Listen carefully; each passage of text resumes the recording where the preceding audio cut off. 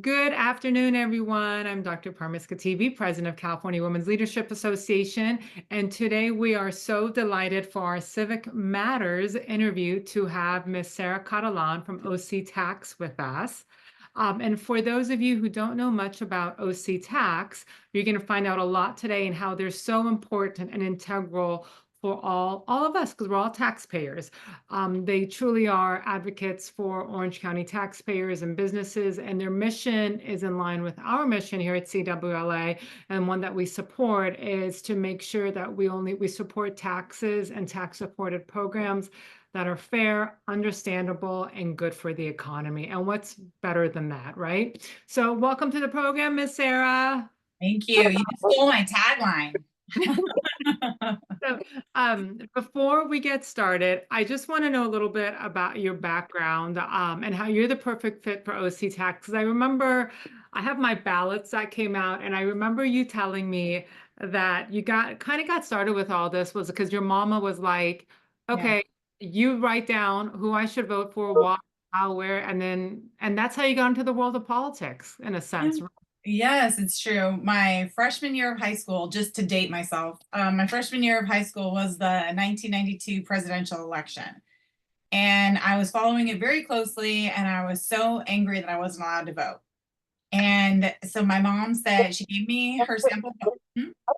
No, great, I'm listening. So, yeah. Okay, sorry, it's a little echo. She gave me her sample ballot, and she said, write down a summary of everything and tell me how you want me to vote, and I will vote however you tell me to vote if you do this full write-up and explain why. And I was drunk with power. I thought, oh my goodness, I'm going to control a vote and, make all the difference in the world. So I did that for her ballot. I wrote a summary on every single proposition, initiative, candidate, told her how she should vote. And I'm a little older than 14 now, and I've done that for every single election for my family and friends since then. And that's just really how I got into it. That is so awesome. I love the fact that you said that you were angry that you couldn't vote. I don't think I've heard any teenager ever say that they're angry that they can't vote. Like, girl, you're a role model. Like, seriously, really, right? Like, wow, that's impressive to be like, I'm angry, I can't vote. Well, you go, girl. I That just wanted to have a voice. It's probably because I'm the youngest in my family, and being the baby, I just always felt like I never had a voice, and I wanted to have a voice on this election that I thought was so important, and that's what got me into it. awesome. So now you're working with OC Tax and you're the president and the CEO of it. First coming on board with OC Tax, I guess what was eye-opening for you or surprising coming on board with the organization? Yeah, so OC Tax is the only, first of all, it's a 501c4 nonprofit, so nonpartisan nonprofit, and it is the only countywide organization dedicated solely to the taxpayer, to protecting and representing the taxpayer on government tax and spend issues. And I guess one of the things I didn't expect about the organization, when you think tax, a lot of people think sales tax, maybe property tax. I thought we would have more engagement from business owners with point of sale issues, dealing with sales tax issues. And that's not really what most of my work has been. Most of my work has been centered around Prop 13 and protecting that and keeping our property tax rates low. So a lot of my membership has to do with if you own a lot of property in the county, all the way up from the largest property tax payer in the county, all the way down to individual homeowners who don't want to see their property tax increase by 20% every year. That's really kind of the target audience and the membership for the organization. And I'm just like looking on your website at octax.org, and I love your tax facts. So we're highest sales tax in the nation, highest gasoline tax in the nation, highest personal income tax in the nation, highest corporate income tax in the West. I mean, Capital girl, gains. work Yeah. to Yeah. that you're advocating for people who are taxpayers. And I think a lot of times we're so busy working on in our daily lives that we don't really pay attention to these things. We're just like, okay, whatever, I have to Right. pay this much, or I have to buy gas. You don't even really care for it or want to advocate for it. So God bless you for coming in, that you're doing all the work for everyday hardworking Americans in California. Yeah, I think people started to feel the pinch of that with this last kind of round of inflation, right, in the economy. they always knew they paid a lot of like personal income tax to live here, but they would kind of attribute that to what we call the sunshine tax, right? That it was, well, this is why we live here. We have, such beautiful weather, and like that's just what we get for living here. But when you start to see the cost of living go up on everyday items, it really compounds itself. And then you see we have the highest also statewide sales tax in the nation. And I think that really has started to hurt people. So the amount of disposable income you have is shrinking. Your necessities aren't going away. You still need food, shelter, clothing. Your kids need shoes on their feet. None of the demand on your household income is going away, but your purchasing power is significantly decreased. And I think that's what has gotten people interested. And then one other thing I wanted to mention, we're kind of including in the new sunshine tax, is the unseen cost of doing business in the state of California. And that has to do with things like regulation, increased workman's comp, obviously increased minimum wage, increased environmental regulations, and then now crime. Yeah. And the increase of crime on small business owners, whether it's personal property destruction or defacing of your building or your employees getting injured, all those types of things. What used to sunshine tax used to just be sales tax, and now it's just a whole myriad of things. Oh, absolutely. And especially about crime. You hear about it all the time, even on the news, about how small business owners are closing because they just can't afford it anymore because of the crime or all the other regulations or taxes. It's a wild, wild west for sure. So thankfully we have you helping wrangle it in a little bit. And Do my so best. let's talk about some of the propositions and initiatives that are on the ballot. What are we marking yes to? What are we marking no to? Tell us your thoughts on the most important ones and how we should be leaning and why. Yeah, so I will give just the disclosure that since I am here representing my organization, I'm going to kind of explain the initiative and then the position that we've taken. So just in full disclosure, the first one we have on the ballot is Prop 2. That's the school bond. And so this issues $10 billion in general obligation bonds for K through 12 school facility repair, modernization, and construction. Now, generally speaking, I am opposed to bonds as a way of financing projects because they are the single most expensive way to finance anything. And if you see a lot of local school bonds, if you have a school bond that's up in your district, you're going to want to see specifically how big is the bond and what is it financing. So it's going to take you 30 years, 20 years, 10 years, whatever the length of that bond is to pay it back. You want to make sure that you're financing something worthwhile. You don't want to finance something like technology, for example, that will be outdated before you've even paid off the loan. In the case of Prop 2, it's different because the way the state gets their funding for school facilities specifically is through a lot of builders fees and other avenues. So if we don't pass Prop 2, if it does not pass, we are not going to see any new schools built. We're not going to see repairs, modernizations to a lot of existing schools without these funds. So given the crunch on the state budget, the political will is not there to finance these projects. So they're going to go back to the home builders and say, if you want to build, this new neighborhood, you're going to have to put this much in for school bonds, and it's really going to stifle new home construction. Got it. I don't think we need that in the state of California. So you go up even more. It's such a shame what housing prices are where two professionals can't come out and purchase a home. right, absolutely. Yeah, so that's Prop 2. So I think most of the business community would advocate for a yes vote on Prop 2. Proposition 3 is the marriage equality state amendment. For a lot of your voters might remember, like, didn't we pass this already with Prop 8 several years ago? We codified the right to equality in marriage, but this is a statewide constitutional amendment for that issue. So that's the only difference there. Proposition 4 is the climate bond. This is another $10 billion in general obligation bonds. And unlike Prop 2, most of the business community is opposed to this because when you look at the number of projects that it's going to be financing, the amount of impact it will have on the environment for what we're spending is negligible. Got it. So And we're voting no. Go ahead. No on prop Four. for the climate bond. Okay.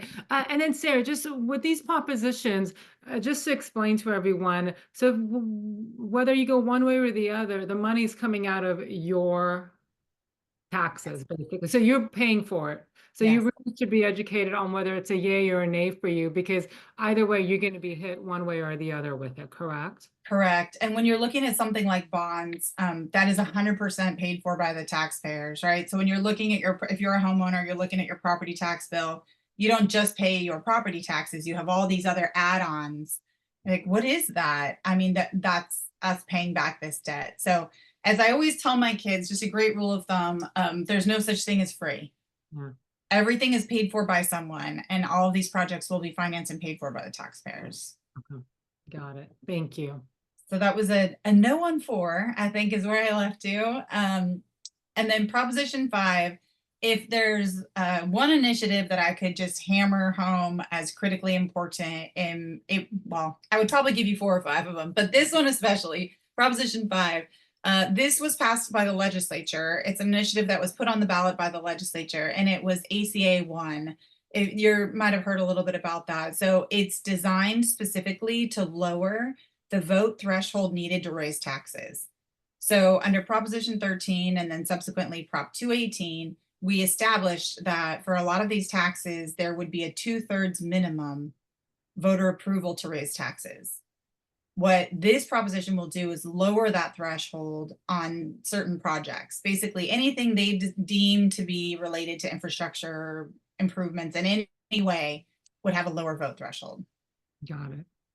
Really important if you want low taxes to vote no on Prop 5. Okay. Propositions. Oh, I'm sorry, go ahead. No, so no on Prop 5. Yes. Proposition 6 is the prison labor ban. So I think a lot of people were like, what? It prohibits the Department of Corrections from disciplining any incarcerated person for refusing to work and kind of prevents them being forced to work. So when you look at the propositions, I always look at who's in support and who's in opposition. I think that gives you sometimes a good sense. On this Prop 6, there's no opposition on file, no one listed. So I think most people are voting yes on that. The next one, you'll see the numbers jump. So we go from 2, 3, 4, 5, 6 to Prop 32. So these propositions were put on the ballot by citizens, by gathering signatures, citizen initiative qualified that way. The first several that we went over were placed on the ballot by the legislature. So that's why the numbering is different. Got it. So Prop 32 is a minimum wage increase.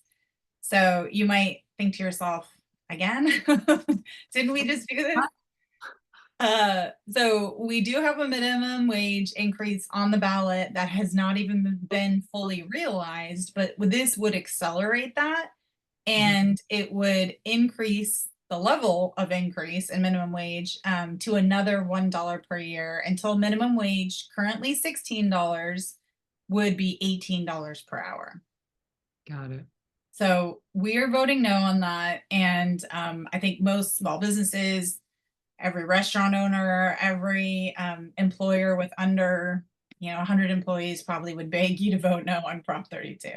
Sarah, let me ask you, like places like Texas, for example, minimum wage is at $7.90, right? So it's like half of what it is, right? Yeah. And I'm thinking, why is ours so expensive? I mean, at some point, like you can't use the cost of living. Like, why are we almost double or triple someplace like Texas?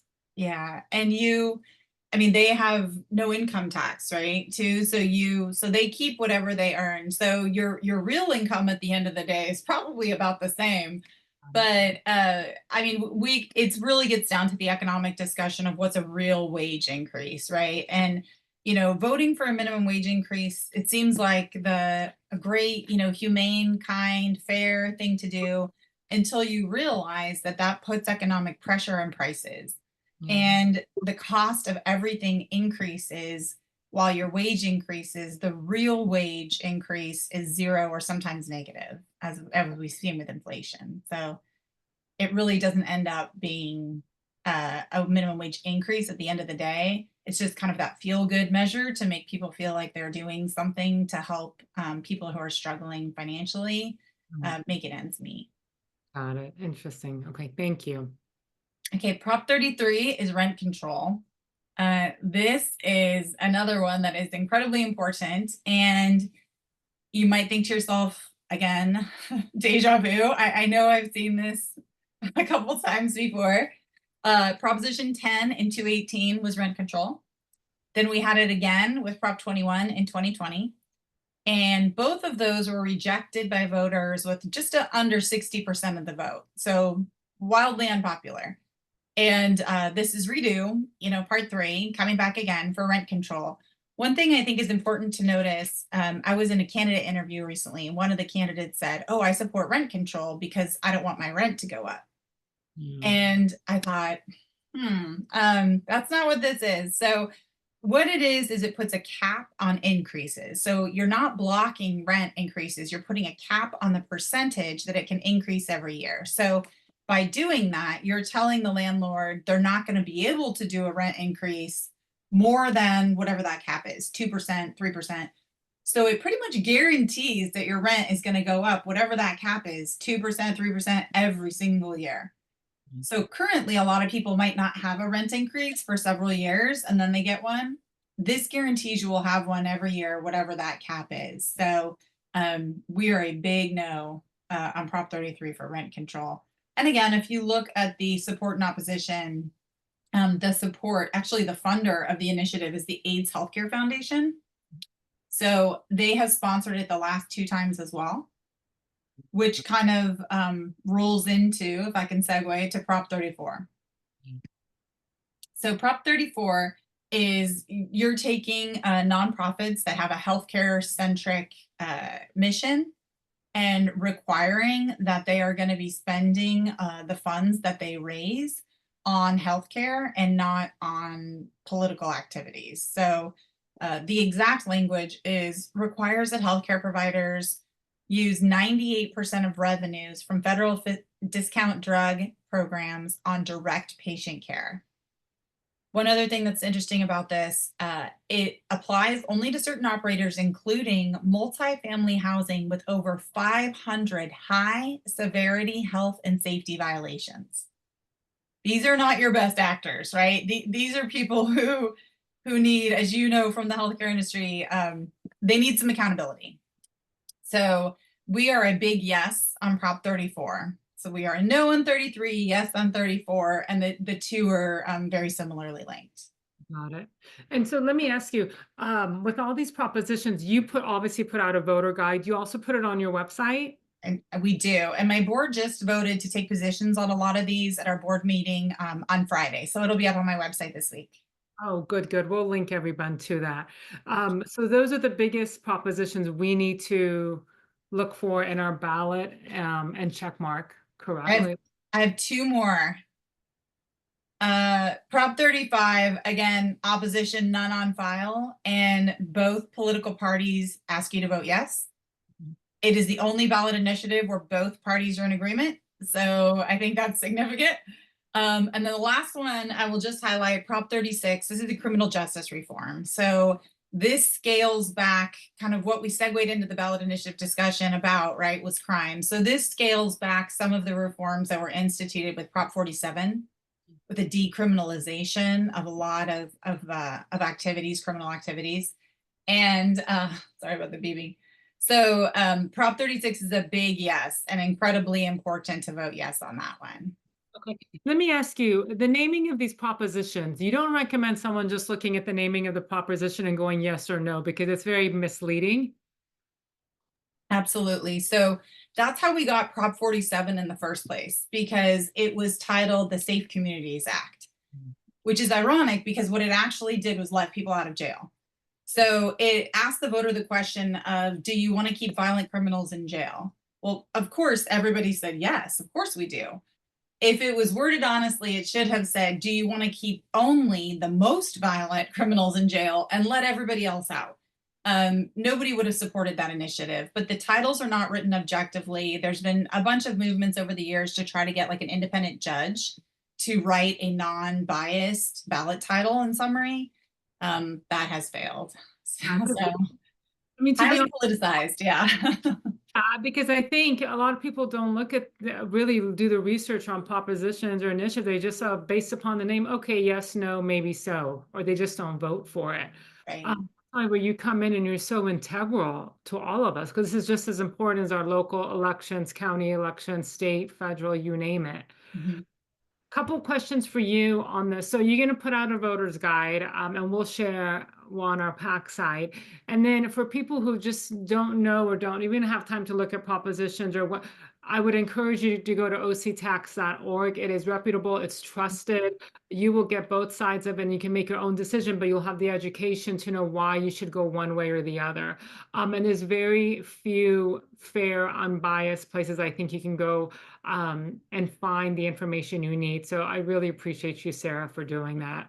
Thank you. Thank you for having me. It's can sometimes be daunting to fight taxes in a state like California, but somebody's got to do it. So You know what? Exactly. And and like what you said earlier about how we're being pinched at the wallet now, and that with this whole crazy inflation, and we all have our needs, but our dispensary income is getting less. And so we're like, okay, I think more people are paying attention, especially moms and homeowners, to say, what do we need to do to make California a little bit more livable, Mhm. and really make it a sunshine state that it is? Yeah. Yeah, absolutely. And you mentioned locals on a lot of your local ballots. We obviously can't go through every city, but really research those as well. 5 cities in Orange County will have a sales tax increase on their November ballot. So that hurts not only the residents of those cities, but the small business owners in those cities. So I'd really encourage you to vote no on all those sales tax increases as well. Thank you. We will get your voter's guide and share it along with this conversation we've had, so folks know right in time as ballots are dropping, you know exactly and clearly how to vote. So you don't have to think about it. You just know you have a choice and just go with it, okay? Thank you. I appreciate it very much.